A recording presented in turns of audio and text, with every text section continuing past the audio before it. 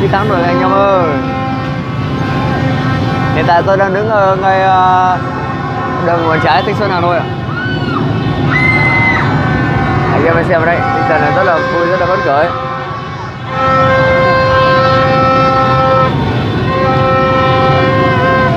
Đây, tụi chị em nghe nhỏ. Không biết là anh em đã đi đâu rồi, nhưng mà cứ thấy mọi người đi là anh em mình đi thôi.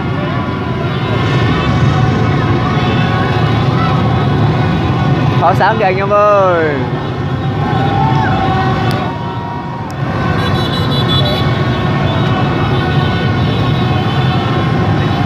Đây, anh em biết đây.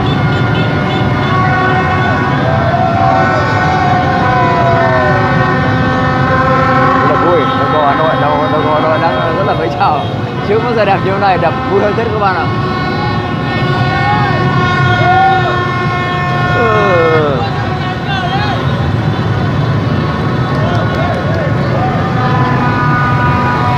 Đây, đầu cầu Hà Nội đang rất là vui.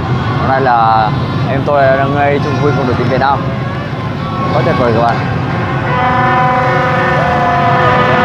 Rồi, anh em chúng tôi đang đi báo.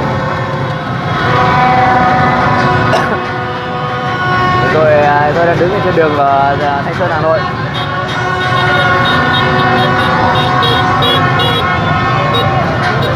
Đấy rồi, các bạn tới đây. Đó vui. Đây, chợ công an này.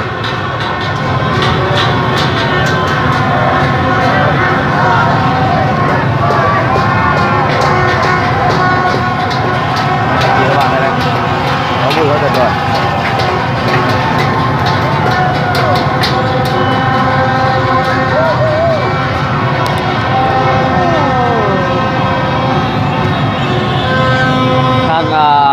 Ok, cẩn thận kìa. Rất là nhiều cổ động viên này, em đứng bên ngoài, anh em bắt tay không, mặc dù không biết gì nhưng mà rất là vui. Rất vui các bạn. Đây, tôi đang đứng tại khu rồi, Kim Phúc. Hello, anh em ra hồi đang đi báo. Hà Nội hôm nay rất là vui, không phải là mình Hà Nội mà riêng tất cả hàng triệu trái tim của Việt Nam. Vui, có vui các bạn. Tuyệt vời, tuyệt vời, tuyệt vời.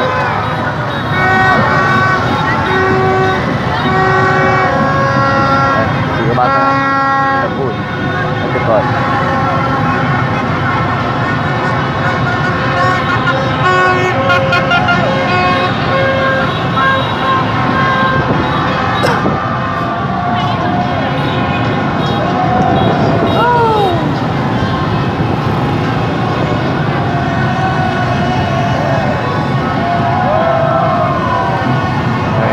Đây, rất là vui, rất là đông.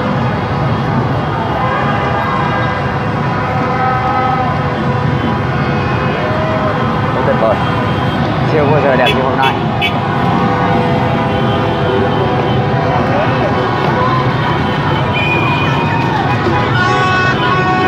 Rồi, xin chào. Đây, các bạn.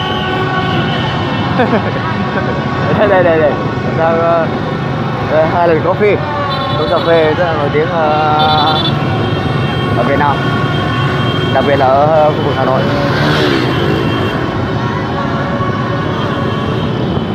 Tại tôi đang đi trên đường Nguyễn Trãi, Thanh Xuân. Hàng triệu người đang đổ xô về Việt Nam ăn mừng chiến thắng Việt Nam. Nói chung môn bóng đá Nam là một trong những môn gọi là môn thể thao vua.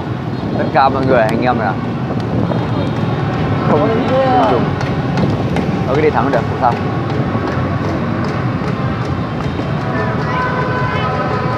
Cùng chung cái thông nhưng mà chung một dòng máu.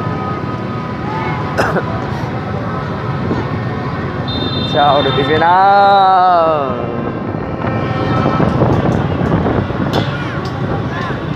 Đi sát về bắt tay vào trận.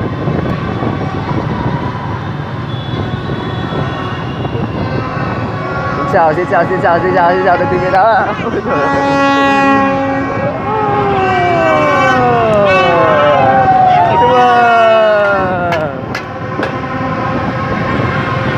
Đây đi sát vào đây anh bắt tay coi, bắt tay được.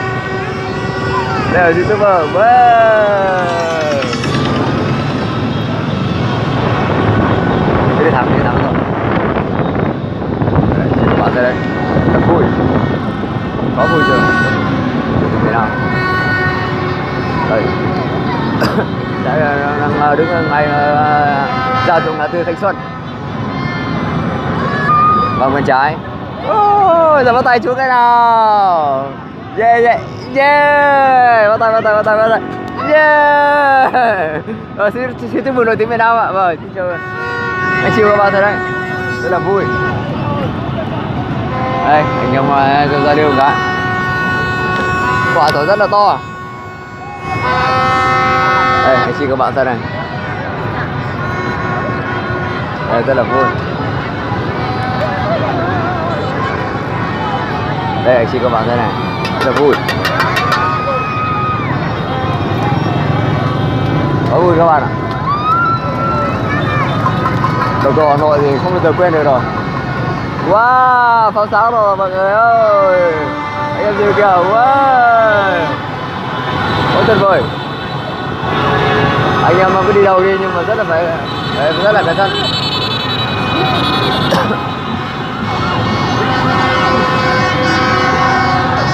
Đấy rồi, anh chị có mặt tới đây rồi. Wow, đi từ xa thương này thôi.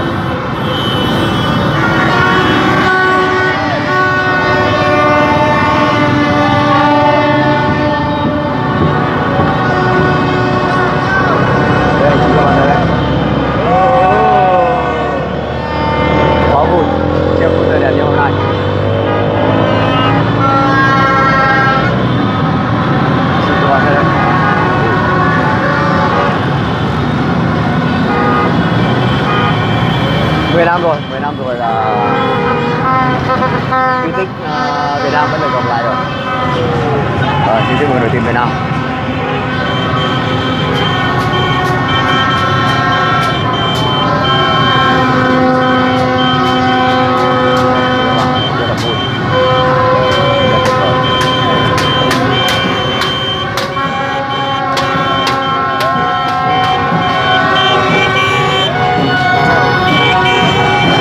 Yeah.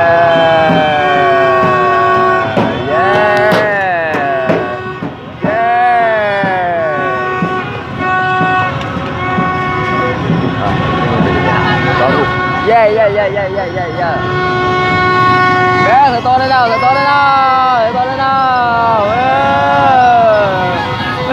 Việt Nam ơi nào.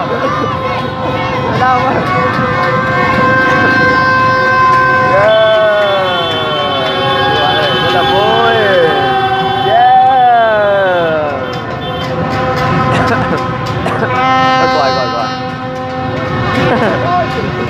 Ê con ơi, rồi, xin mời con. Chúc mừng đội tuyển Việt Nam. Yeah.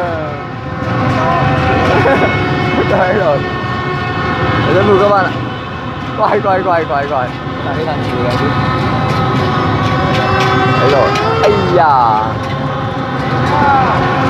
Rồi, xin chào các anh nhá. Bây giờ thì anh đẹp trai quá.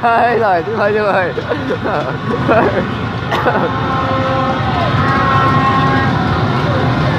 Đây là cầu Hà Nội đây các bạn ạ, rất là vui, có tuyệt vời luôn.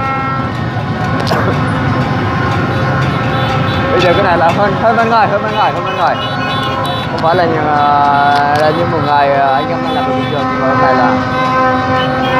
nay là anh em tôi đi báo, hôm nay là ngày cuối tuần đó, có tuyệt vời, chưa bao giờ đẹp như hôm nay. Vậy lo toan, vậy cái buổi là hôm nay là chúng tôi là đi xóa hết. Các bạn thấy đây, rất là vui. Ôi giời, đây chị các bạn này, vui quá, có vui. Thì bắt tay thôi, bắt tay, chúc mừng thôi, chúc vui thôi. Đây chị các bạn đây, đấy, quài nữa thôi.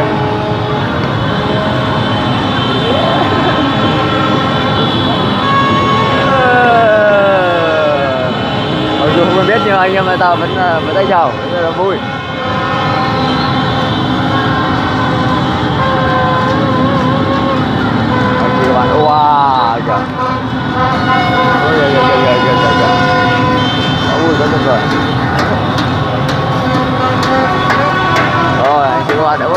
rồi em coi cái không vui quá.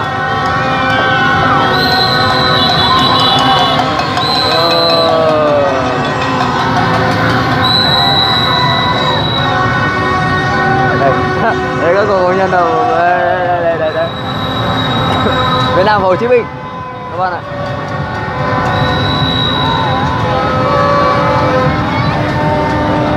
Wow.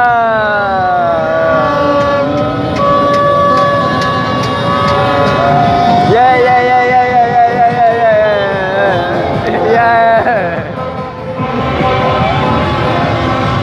Đây chị các bạn thấy đấy, rất là vui, không khí có tuyệt vời.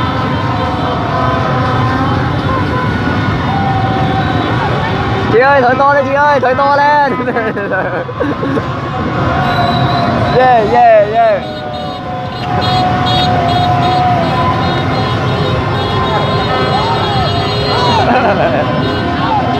Chị các bạn thấy đấy. Yeah.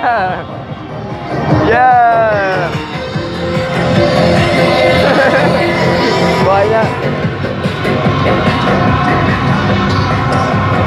Đây chị các bạn đây, rất là vui, quá tuyệt vời. Ô tô Hà Nội quá vui. Rồi xin mời anh chị các bạn sẽ nói thoại theo chương trình phần 2 nữa, rất là vui. Cảm ơn anh chị các bạn đã theo dõi. Anh chị hãy nhấn nút like và đăng ký để theo dõi những chương trình tiếp theo. Xin chào và cảm ơn.